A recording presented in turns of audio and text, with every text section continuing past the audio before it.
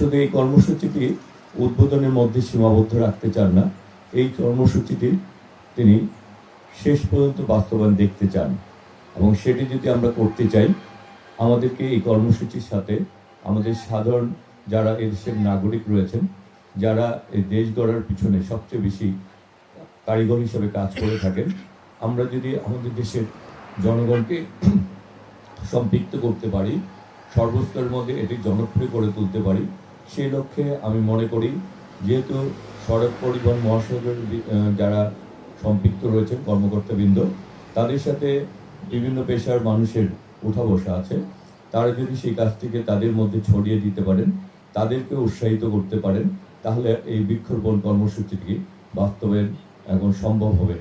তাই আমি আপনাদেরকে বলবো, আমরা যেই গাছটি আজকে রোপণ করব, সেই গাছটি যাতে শেষ পর্যন্ত টিকে থাকে এবং সেই গাছটি দেখে অন্যরাও এই বৃক্ষরোপণ কর্মসূচি দেখে আমাদের এই এলাকার আশেপাশে যারা বসবাস করেন, বিভিন্ন সামাজিক যে সকল সংগঠন রয়েছেন, তাদেরকেও যদি উদ্বুদ্ধ করা যায় এবং জনগণকে যদি এই কাজগুলির সাথে সম্পৃক্ত করা যায়, তারাও যদি তাদের বাড়ির আঙিনায়, তাদের আশেপাশে তারা যদি বৃক্ষরোপণের মাধ্যমে আমাদের এই কর্মসূচিতে এগিয়ে নিয়ে যেতে চান, তাহলে আমরা আমাদের ভবিষ্যৎ প্রজন্মের জন্য একটি নিরাপদ বাংলাদেশ আমরা দিয়ে যেতে পারবো।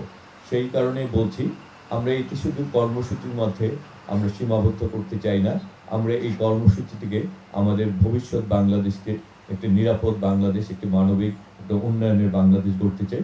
যেই পরিকল্পনার আমাদের প্রধানমন্ত্রী জনাব তারেক রহমান যে বাংলাদেশ গড়তে চান, সেই বাংলাদেশকে আমরা যাতে এগিয়ে নিয়ে যেতে পারি এবং ব্যক্তিগত পর্যায়েও আমরা সবাই যাতে আজকে শুধুমাত্র সরকারি কর্মসূচির মধ্যে সীমাবদ্ধ না থাকে, আমরা যারা এখানে উপস্থিত রয়েছি আমাদের সকলেই, আমাদের পরিবার রয়েছে, আত্মীয় স্বজন রয়েছে, বন্ধুবান্ধব, তাদের মধ্যেও আমাদের এই বৃক্ষরোপণ কর্মসূচিকে আমরা যদি জনপ্রিয় করে তুলতে পারি, তাহলে আমাদের প্রত্যাশা এবং আমাদের ইচ্ছার বাস্তব প্রতিফলন হবে।